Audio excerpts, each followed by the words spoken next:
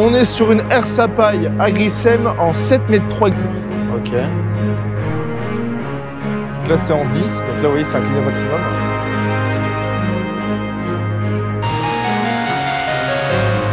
Et ben ça régale bien la paille. Et c'est pour ça que je pense que c'est important de faire un minimum 2 passages pour travailler en hit.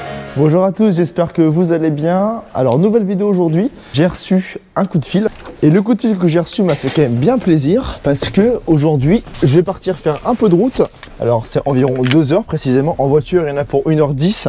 En tracteur je pense que j'en aurai pour 1h45 à peu près. Je vais chercher un outil. Alors comme j'ai pas mal de route, là je vous présenterai tout ce que je vais aller faire une fois qu'on sera sur la route. Mais pour l'instant là je suis avec le 240 noir et le déchômeur. Donc si je vais chercher un outil, c'est que va falloir que j'en retire un. C'est pour ça que je vais aller décrocher un petit coup le 4 roues. Et supplément, je vais passer un petit coup sur l'extérieur du tracteur qui est un peu sale. Vous voyez, les vides sont pas encore bien faites. Et derrière, au niveau des distributeurs, c'est un peu sale. Moi, le tracteur, il fera de la route en étant à peu près propre. Donc là, première étape, je vais aller décrocher le déchômeur. Donc là, vous voyez, tout est bien débranché. J'ai retiré tous les flexibles, les bras de relevage. Hop, c'est parti. Le Karcher est juste ici, je passe un petit coup, vous voyez le tracteur, vous êtes prêts? 1, 2, 3, transition. Allez, boum, ça c'est fait. Et puis là on est parti pour 1h45 de route. Allez, j'en profite, je viens d'arriver sur la nationale. Je vais vous expliquer ce que je vais aller chercher et pourquoi. Alors si on reprend chronologiquement parlant, moi j'ai fait un BTS agronomie culture durable, donc c'est un nouveau BTS. Et dedans on traitait beaucoup de choses par rapport à l'ACS, au SMI direct. Et là en fin de BTS, j'ai découvert un outil qui s'appelle la Airsapaille. Et donc la Airsapaille, c'est un outil qui n'est pas du tout par chez moi, c'est pour ça que j'ai découvert. Peut-être que vous connaissez cet outil-là, mais c'est un outil qui est souvent utilisé pour ceux qui sont notamment en TCS, donc en travail culturel simplifié ou en SMI direct. Je suis un peu intéressé là-dessus et comme j'avais des projets de fin d'année à rendre, donc j'ai inclus la Airsapaille dedans et j'ai commencé à bien étudier le sujet. J'ai vraiment adhéré à l'outil, tellement adhéré que j'en ai fait des tableaux Excel et dans ces tableaux Excel en fait j'avais des calculs de rentabilité. Donc je comparais au coût du déchômage à disque. Maintenant je vais vous donner toutes les raisons de pourquoi est-ce que je suis intéressé par une Airsapaille. Premièrement, c'est par sa polyvalence. Moi, ce que je fais de base à la ferme, on fait ce qu'on appelle des faux semis. Donc on prend un déchômeur à disque et on passe dans le champ, histoire de faire relever les adventices. L'avantage de l'Airsapaille, c'est que ça a vraiment un but de faux semis. En fait, l'Airsapaille, c'est un châssis avec des doigts. Donc les doigts, en fait, ils vont venir toucher le sol, travailler sur environ 1,5 cm et faire revenir les graines d'adventice. C'est aussi grâce à son effet vitesse, ça peut permettre de régaler des tas de paille qui ont été mal broyées, sachant que nous en plus on a une axiale, donc les axiales c'est pas les poinçonneuses qui broient le mieux, donc ça a déjà 2 avantages. Il faut savoir que la Airsapaille c'est un outil qu'on passe à grande vitesse, entre 15 et 20 km/h, donc c'est pour ça là, avec le concessionnaire j'irai lui demander exactement à quelle vitesse il faut que je roule pour pas non plus abuser. Le deuxième avantage, comme je viens de vous dire, on va vite, on a beaucoup de débit de chantier. On peut faire environ 13 à 15 hectares de l'heure. Là, c'est une Airsapaille en 7 mètres que je vais venir chercher. Donc, c'est une Airsapaille qui est 1 mètre plus large que notre déchômeur. Donc, on gagne aussi là-dessus. Et le troisième gros point, c'est la rentabilité. Avec tous les tableaux de financement que je vous ai dit, en comptant le déchômeur qu'on a déjà, en comptant la décote du déchômeur, en comptant le coût d'usure du déchômeur, plus l'investissement de l'Airsapaille, le coût d'usure de l'Airsapaille, là, dans mes coûts, je suis à peu près à 3 € de gagné par passage. Donc ça, c'est 3 € de gagné en répartissant comment? En fait, de base, nous, on faisait 2 à 3 coups de déchômeur à disque, sachant que nous, on a la trémie pour mettre les engrais. Donc en fait, le dernier coup de déchômeur à disque, on se met les engrais en même temps. Là, le but avec l'Airsapaille, ça serait de passer 2 coups de Airsapaille, à la fin seulement passer un coup de déchômeur à disque. Le dernier coup de déchômage lui permettrait premièrement de venir bien déchaumer et de venir vraiment finir le travail de l'Airsapaille. Et donc tous mes calculs d'investissement ont été faits par rapport à ça et logiquement on serait gagnant. J'avais déjà discuté avec d'autres marques parce que mon père il m'a vraiment dit bon, enfin c'est toi qui as envie d'une Airsapaille, tu te démerdes, c'est toi qui fais les démarches. Donc j'ai vu que les concessionnaires du coin qui n'avaient pas de Airsapaille ou qui avaient des Airsapaille avec des dents de vibro, mais moi je voulais vraiment une Airsapaille avec des doigts. J'avais discuté avec Claydon, sauf que Claydon le problème c'est que eux je pouvais pas avoir de démo. Et soit j'achète la machine, soit je la prends pas. J'ai un pote à moi qui m'a envoyé le lien agré à faire et ils m'ont dit vas-y on peut avoir une démo. Et l'avantage nous c'est qu'il y a le même concessionnaire qui est à 10 km de chez nous et ils vont venir nous ramener un gars de la marque jeudi ou vendredi pour nous expliquer comment l'outil marche. Donc écoutez, je continue la route et puis on se dit à tout à l'heure. Allez, vous voyez derrière moi, l'Airsapaille est accrochée. Là je viens d'aller les récupérer. Je la lève pas trop parce que la R c'est quand même un petit peu plus haute que le tracteur. Va falloir que je fasse gaffe quand je tourne parce que la R c'est un petit peu long quand même. Et franchement elle est super belle. Là je fais le chemin inverse, j'ai 1h50 de route et puis à mi-chemin je m'arrêterai pour vous montrer exactement l'outil. Je me suis arrêté un petit coup, je descends et je vous montre tout ça. Voilà la bête. Donc, on est sur une Ersapaille Agricem en 7,3 m exactement. Regardez-moi ça, franchement, je trouve l'ensemble magnifique. Alors donc, comment est-ce qu'elle marche? Là, j'ai branché seulement 2 flexibles. Flexible pour replier et déplier, et le flexible pour l'inclinaison des doigts. Et donc, ce qui est bien, c'est que tout est hydraulique. En fait, bon, j'ai pas encore regardé, mais là, j'imagine que toute la partie de ce châssis-là est entraînée par ça, ce qui est entraîné par ces vérins.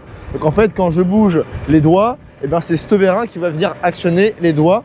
Donc là, ils sont repliés à fond. Après, on peut venir les descendre, histoire qu'ils travaillent un peu plus. Sur cette Ersapaille, il y a 5 rangées de doigts.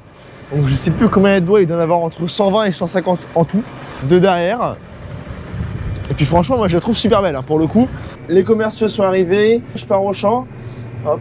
J'ai modifié du coup les réglages d'outils parce que là c'était réglé sur le déchômeur.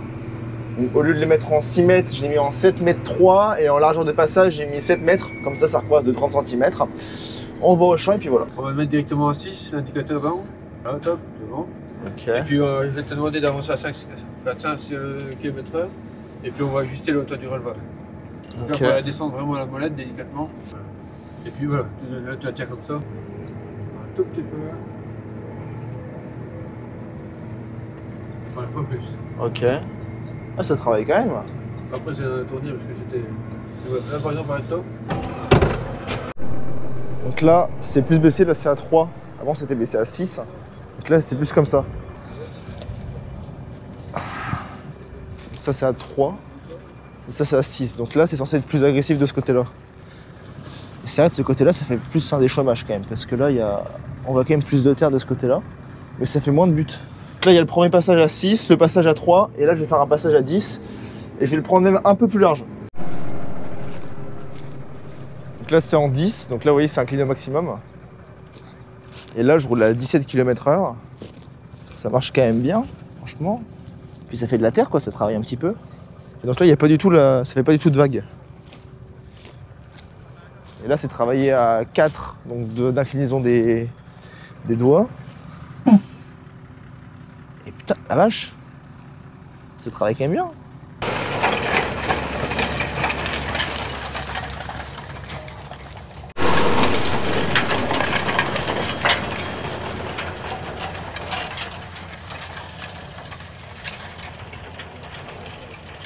Alors le résultat il est quand même assez flagrant. Donc là on est dans le côté où il y a du 10. Parce qu'en fait le 10, comme c'est incliné au maximum, en fait vous voyez, on a tendance à remonter quand même pas mal de cailloux. Donc là dans le 4 c'était moins le cas. Là hop là vous voyez, on remonte directement plein de silex. Là je replie la Ersapaille, on part un coup dans du colza.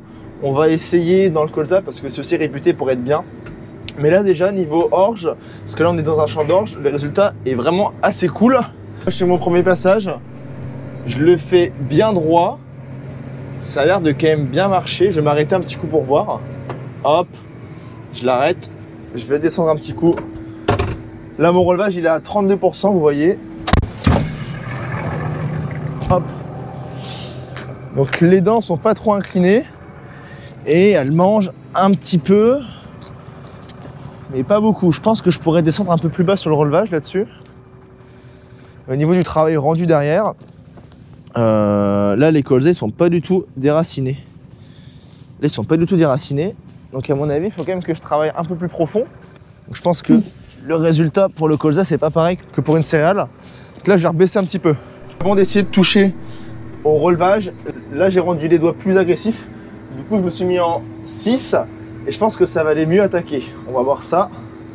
Je baisse l'outil. Est-ce qu'en 6 ça le fait mieux ou pas?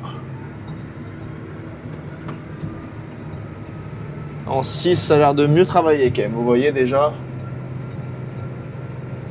Je vais baisser encore un petit peu plus. Baisser à 8. À 7. Voilà, là je suis à 7. À 7, ça travaille bien. Hop. Ouais, 7 c'est pas mal. Là, au niveau de l'inclinaison des doigts, c'est pareil. Là je suis à 8. Mais par contre, le relevage, il est encore plus baissé. Du coup, là, vraiment, ils étaient plus trop en flottant. Là, ils étaient vraiment agressifs vers le sol.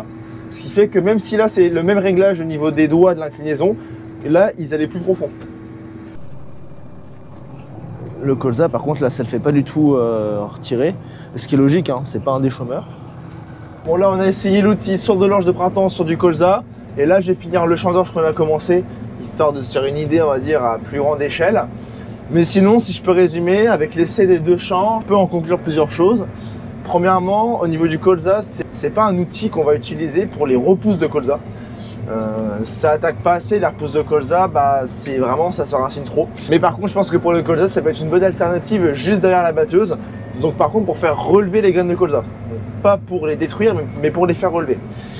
Et pour l'orge de printemps, donc pour les céréales, je pense que là par contre, bah, ça marche vraiment mieux. Parce que notamment c'est une herse à paille. Le but premier, bah, comme son nom l'indique, c'est pour gérer les problèmes de paille. Et on voit bien que sur les passés de la batteuse, eh ben, ça régale bien la paille. Et c'est pour ça que je pense que c'est important de faire minimum 2 passages et de travailler en X. Donc premier passage en biais et deuxième passage dans le biais dans l'autre sens. Et donc vous savez, nous on déchaume déjà en biais, mais là je vais recréer une ligne avec un biais qui est plus prononcé. Parce que je pense qu'il faut quand même plus attaquer pour que ça marche. Sinon au niveau des réglages, une fois qu'on a trouvé les réglages, bah, on ne change pas, c'est assez simple. Je pense que je vais le laisser à 4 d'inclinaison et le réglage du relevage à peu près à 35%. Si vous êtes resté jusqu'ici pour les présentations, là je vous laisse avec quelques images au drone. Il va falloir que je mette en mode sport parce que là je roule à 17 km/h et encore il y a des clients qui disaient qu'ils roulaient jusqu'à 25 et je pense qu'il faut quand même pas trop abuser. Donc je vais finir le champ, je vous donne mes impressions une fois que le champ sera fini. Après on ira ramener la herse à paille parce qu'elle a encore 2-3 autres démos à faire, mais je pense que on risque peut-être de l'acheter.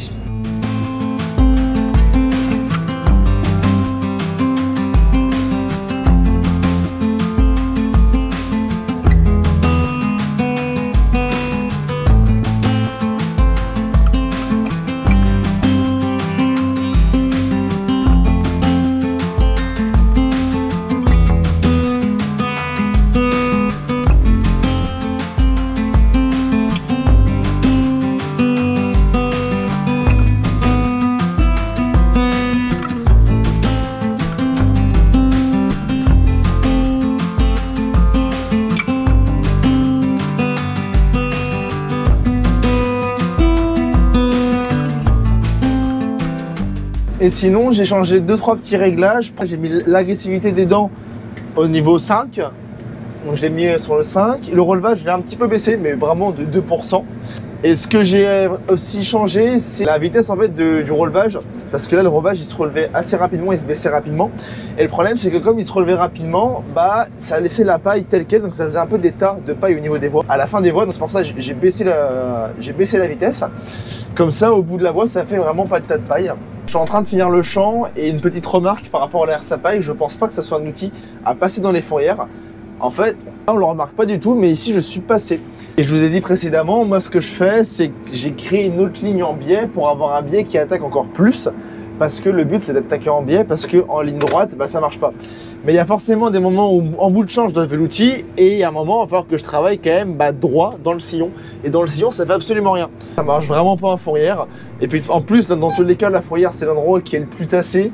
La fourrière c'est l'endroit où c'est le plus dur, c'est l'endroit où il y a le plus d'adventices. Donc je pense que dans le futur ce qu'on fera c'est qu'on plantera un petit coup des chômeurs dans les rives et dans les fourrières, donc tout ce qui est droit, pour passer un petit coup. Mais que la herse à paille c'est vraiment un outil pour les grandes longueurs. Là j'ai remballé, le champ est fini, je suis quand même très satisfait de l'outil. J'espère que cette vidéo vous aura plu, peut-être que dans les prochaines qui arriveront, vous aurez la réponse de si on a acheté l'outil ou pas. N'hésitez pas à me dire ce que vous en avez pensé, etc. Si vous avez une herse à paille, votre ressenti, n'hésitez pas à vous abonner, à liker, à partager, franchement ça me ferait extrêmement plaisir. Et moi je vous dis à la semaine prochaine.